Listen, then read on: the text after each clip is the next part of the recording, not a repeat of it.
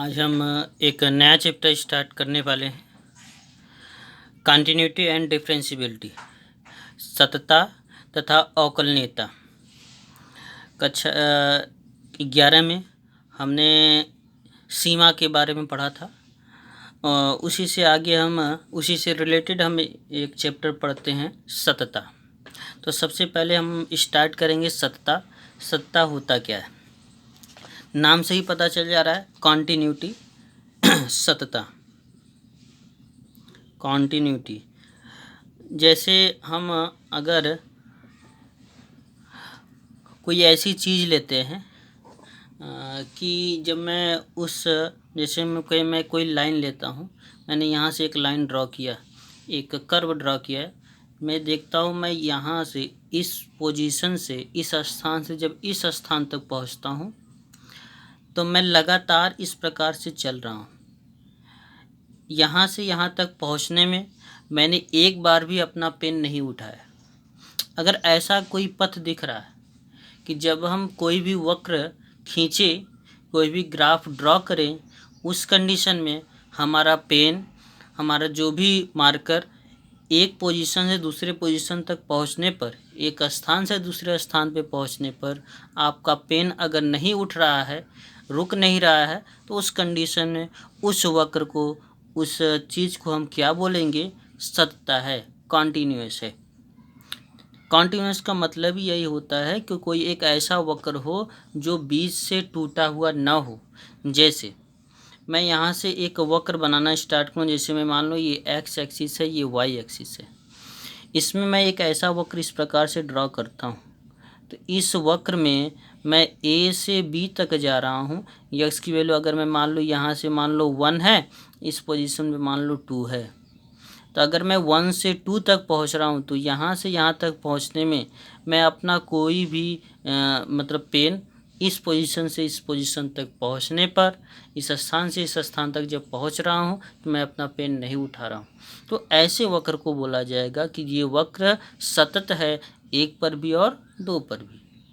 लेकिन अगर आपको ऐसा कोई वक्र दिख जाए, जैसे ऐसे दिया हुआ है, फिर यहाँ से ऐसे दिया हुआ है, तो इसमें देखिए जब मैं ए पोजीशन से बी पोजीशन तक कहूँ, तो ए से बी तक जब मैं पहुँच रहा हूँ तो बीच में देखिए कुछ स्थान खाली है, इसको बोला जाएगा कि वक्र टूट गया है। तो ए से बी तक पहुँचने में जब बोला जाएगा तो आपका ये पथ कंटिन्यूअस नहीं है, सतत नहीं है, क्योंकि बीच में आपका टूट गया, ये असतत कहलाएगा। तो कंटिन्यूअस, डिसकंटिन्यूअस या सतत असतत का मतलब यही होता है कि कोई भी वक्र आपका लगातार मिलता जाए, तो ऐसे हम वक्र को बोलेंगे सतत। जैसे आपका साइन का ग्राफ है, साइन का ग्राफ हम जानते हैं इस प्रकार से ऐसे बनता जाता है।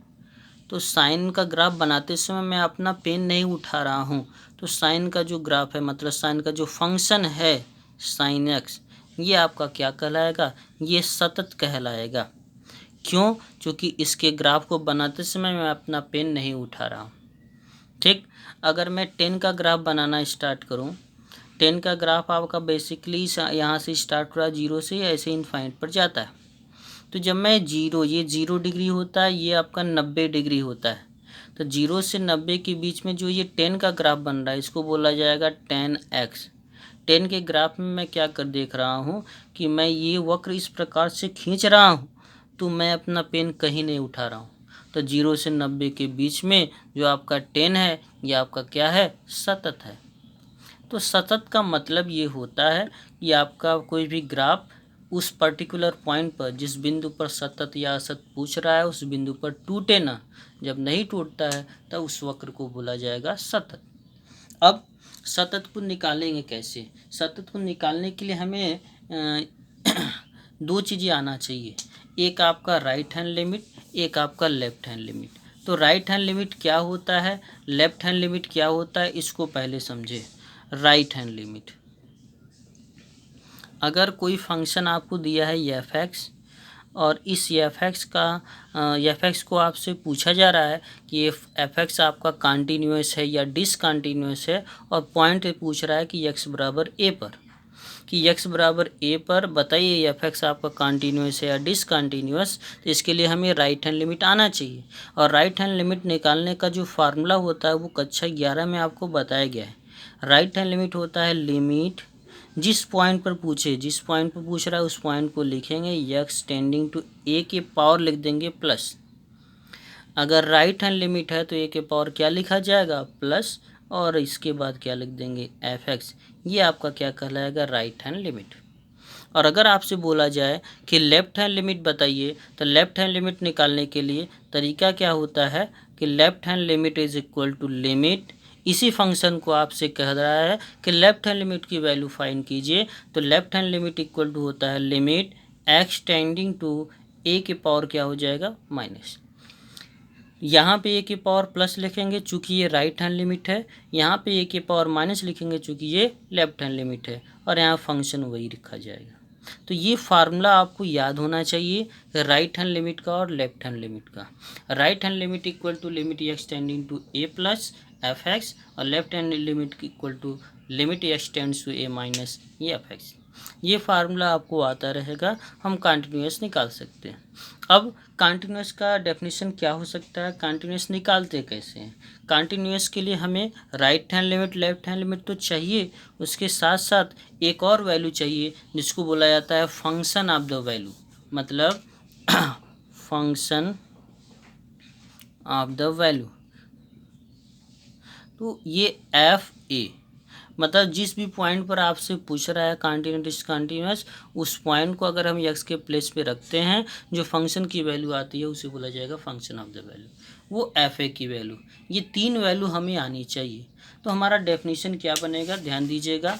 हम ये बोलते हैं कि यदि एक्स टेंड टू ए पर फलन की दक्षिण पक्ष सीमा, ये जो आपका राइट हैंड लिमिट है इसको बोला जाता है दक्षिण पक्ष सीमा, तथा वाम पक्ष सीमाएं का मतलब लेफ्ट हैंड लिमिट, सीमाएं आपस में बराबर हों तथा इन सीमाओं का उभयनिष्ठ मान x बराबर a पर फलन के मान एफ ए के बराबर हो, मतलब तीसरा क्या एफ ए। अगर ये तीनों बराबर हैं तो एफ एक्स एक्स बराबर a पर क्या होगा सतत होगा। मतलब limit x tending to a plus F x, ये क्या है राइट हैंड लिमिट है। Limit x tending to a minus F x, ये लेफ्ट हैंड लिमिट है, और एफ ए आपका फलन का मान है। तो दायां पक्ष सीमा, बायां पक्ष सीमा और फलन का मान अगर ये तीनों बराबर हैं तब उस फलन को बोला जाएगा एफ एक्स क्या है एक्स बराबर ए पर सतत होगा। अब किसी भी क्वेश्चन को हम करेंगे कैसे, हमारा तरीका क्या होगा, हमारा प्रोसेस क्या होगा किसी भी क्वेश्चन को कॉन्टिन्यूस या डिसकॉन्टिन्यूस दिखाने के लिए। उसके लिए मैंने कुछ रूल यहाँ पे बनाया है, वो रूल हमें याद होना चाहिए। सबसे पहला हमें ये चेक करना होगा कि कोई भी फलन अगर दिया है तो वो फलन जिस भी पॉइंट पर हमसे पूछा जा रहा है उस पॉइंट पर क्या हुआ फलन परिभाषित है, वो पहले आपको चेक करना है। तो हम पहला पॉइंट क्या लिखेंगे, जांच करें कि फलन एफ एक्स दिए गए बिंदु x बराबर a पर परिभाषित है। अगर परिभाषित है तो हम नेक्स्ट पॉइंट आएंगे। नेक्स्ट पॉइंट क्या है, एफ एक्स का मान x बराबर a पर ज्ञात करें, मतलब हम किसका मान ज्ञात करेंगे, एफ ए का मान ज्ञात करेंगे। ठीक, दूसरा पॉइंट ये रहेगा। तीसरा हम क्या ज्ञात करेंगे, x बराबर a पर फलन की बाईं सीमा अर्थात लेफ्ट हैंड लिमिट ज्ञात करेंगे। उसके बाद नेक्स्ट पॉइंट, एफ एक्स बराबर ए पर फलन की दाएं सीमा मतलब राइट हैंड लिमिट ज्ञात करेंगे। मतलब तरीका प्रोसेस वही रहेगा। हमारा लास्ट में क्या लिखा जाएगा कि फलन का मान, right hand limit and left hand limit, इस तीनों क्या होने चाहिए इक्वल, तब दिया गया फलन एफ एक्स बिंदु एक्स बराबर ए पर क्या होगा सतत होगा। अब अगर हमें चेक करना हो, पता करना हो, जैसे मैं एक क्वेश्चन लेता हूँ, उस क्वेश्चन को आपको समझाता हूँ। मान लीजिए मेरे पास एक क्वेश्चन है और वो क्वेश्चन में आपसे पूछा जा रहा है कि बताइए कि यह फलन सतत है या असत। तो असतत, तो एक फलन दिया हुआ है, कह रहा है कि क्वेश्चन मैं लिख देता हूँ, दिखाइए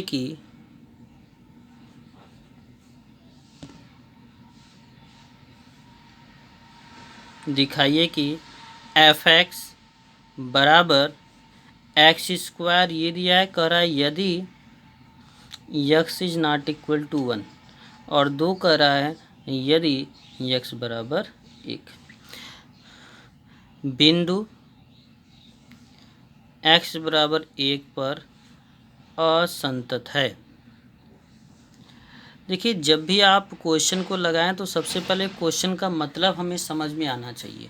एक फलन एक ऐसा दिया है जिसमें फलन के 2 मान हैं, एक x स्क्वायर है, एक 2 है।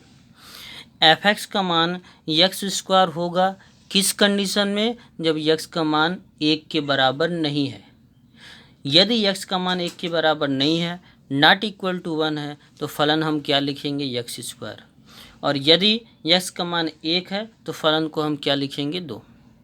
अब हमें किस पर चेक करना है? कह रहा है बिंदु x बराबर 1 पर असंतत है, ये हमें दिखाना है।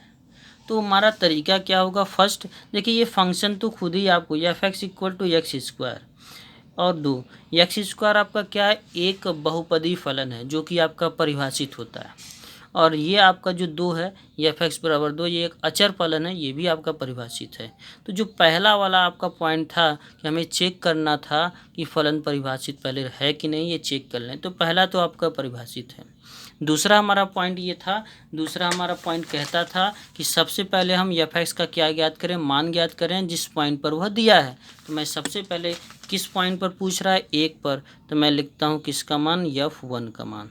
तो बताइए, इक्वल का साइन, देखिए इक्वल का साइन यहाँ पे लगा है। जब x का मान 1 है तब फलन का मान कितना आ रहा है? 2। इसका मतलब f(1) का मान कितना आएगा? 2। ये पहला आपको आ गया है। दूसरा हमें क्या ज्ञात करना है? हमें या तो बायां पक्ष सीमा या तो दायां पक्ष सीमा। तो सबसे पहले हम लेफ्ट हैंड लिमिट, ये ध्यान से बहुत से देखें कि लेफ्ट हैंड लिमिट या राइट हैंड लिमिट कैसे निकाला जाता है, क्योंकि हर एक क्वेश्चन में कंटिन्यूटी के हर एक क्वेश्चन में आपको, सत्ता के हर एक क्वेश्चन में आपको LHL और RHL निकालना ही निकालना है, लेफ्ट हैंड लिमिट और राइट हैंड लिमिट। तो हम सबसे पहले लेफ्ट हैंड लिमिट निकालते हैं। ये तरीका क्या होता है, ध्यान दीजिए। हम यहाँ पे क्या लिखेंगे? सबसे पहले लिमिट, जिस पॉइंट पर पूछ रहा है उस पॉइंट को लिखेंगे। किस पॉइंट पर पूछ रहा है? 1 पर, तो 1 लिखेंगे। एक चीज़ ये याद रखें, लेफ्ट हैंड लिमिट में पावर आपका यहाँ पे क्या लिखा जाएगा? माइनस। ठीक है। और 1 माइनस का मतलब ये होगा कि हम 1 से छोटा वैल्यू ले रहे हैं, बड़ा वैल्यू नहीं ले रहे हैं। याद रखें, ये अगर माइनस रहेगा तो मतलब हम 1 से छोटा ले रहे हैं, अगर इसका पावर प्लस हो जाएगा तो हम बोलेंगे हम 1 से बड़ा ले रहे हैं। यहाँ पे हम क्या लिख देंगे? f(x). अब यहाँ पे आपको देखिए 1 से छोटा तो x की कोई भी वैल्यू हो सकती है। तो हम यहाँ पे आपको मानना पड़ेगा, आपको ये मानना पड़ेगा कि x का मान 1 से छोटा है। मान लो कितना छोटा है? h छोटा है तो x में से घटाएंगे, तो x बराबर 1 माइनस h, ये आपको मानना पड़ेगा हर एक क्वेश्चन में। यहाँ पे 2 रहेगा तो 2 माइनस h, 3 रहेगा तो 3 माइनस h, कुछ भी रखेंगे। अब ध्यान दें आप, x का मान हमारा कितना था? 1 था। तो इस 1 को यहाँ पे रखें तो हमारा हो जाएगा 1 माइनस h, ये कैंसिल हो जाएगा, h बराबर 0। ये आपको बार बार करना है। ये इसके बाद नीचे आपको क्या लिखना है? Limit h tending to 0। चूँकि क्यों लिख रहे हैं? क्योंकि x के स्थान पे हमने क्या मान लिया? 1 माइनस h। अब देखिए जो फलन था, फलन अब x नहीं लिया जाएगा, x के स्थान पे क्या लिखा जाएगा? 1 माइनस h। ठीक। अब लिमिट h टेंडिंग टू 0। अब थोड़ा ये ध्यान दें, 1 माइनस h का मतलब क्या है? अपने दिमाग से सोचिए कि 1 माइनस h का मतलब है कि 1 में से h को घटाया गया है। तो 1 से ये छोटा वैल्यू है, 1 से बड़ा नहीं है। तो 1 से छोटा हम कौन सा ले रहे हैं? इस फलन को फिर से समझिए, ये x बराबर 1 है तब हम 2 ले रहे हैं। अगर 1 के बराबर नहीं है तो हम क्या ले रहे हैं? x square. और 1 के बराबर नहीं है तो अर्थ क्या हुआ कि या तो 1 से छोटा रहे तब हम x स्क्वायर लेंगे, या तो 1 से बड़ा रहे तब हम x स्क्वायर लेंगे। 1 के बराबर रहेगा तब 2 लेंगे, छोटा रहे चाहे बड़ा रहे, दोनों ही कंडीशन में हम क्या लेंगे? x square. तो ये देखिए 1 माइनस h क्या है? x से 1 से छोटा है, अर्थात हम कौन सा लेंगे? हम x स्क्वायर लेंगे। देखिए x स्क्वायर वाला जब हम फलन रखेंगे तो x नहीं रखेंगे, x के स्थान पे रखेंगे 1 माइनस h, मतलब इस x के स्थान पे रखा जाएगा 1 माइनस h का होल स्क्वायर। ठीक। अब हम इसको सॉल्व करें, हम लिखें अगर तो limit H ten into zero 1 plus H square minus 2h, ए माइनस बी के होल स्क्वायर से तोड़ दिए। अब हम एच का मान जो जीरो था वो पुटअप करें तो देखिए ये जीरो आएगा कितना 1। ये किसकी वैल्यू आई, लेफ्ट हैंड लिमिट की। देखिए लेफ्ट हैंड लिमिट की वैल्यू कितनी आ गई 1। अगर हम चाहें तो राइट हैंड लिमिट भी निकाल सकते हैं, लेकिन अगर थोड़ा ध्यान दें आप, देखिए फलन का मान कितना है 2 और लेफ्ट हैंड लिमिट का मान कितना है 1।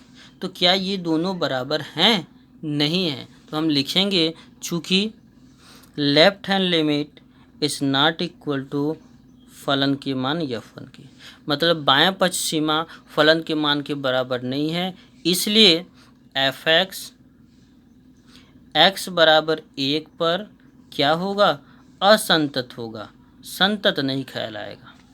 अगर ये जो आपका फलन का मान आया है 2, ये हमने बायां पक्ष सीमा अगर ये भी 2 आ जाता तो मैं दायां पक्ष सीमा निकालता, दायां पक्ष सीमा भी 2 आता तो तीनों मान बराबर हो जाते, तब मैं बोलता कि ये जो फलन दिया गया है ये फलन क्या है, सतत है। लेकिन यहाँ पे फलन का मान 2 आ रहा है, बायां पक्ष सीमा 1 आ रही है, तो इसे क्या बोला जाएगा, असतत। ठीक। क्वेश्चन को बड़े ध्यान से देखिएगा, ये जो मैंने तरीका आपको बताया है ये तरीका बिल्कुल राइट हैंड लिमिट पे भी लागू होगा। ठीक। मैं कुछ क्वेश्चन इसमें दे देता हूँ आपको, जो कि आपको करना है, नहीं आएगा फिर से पूछिएगा, मैं फिर से आपको बताऊँगा। ठीक। Thank you.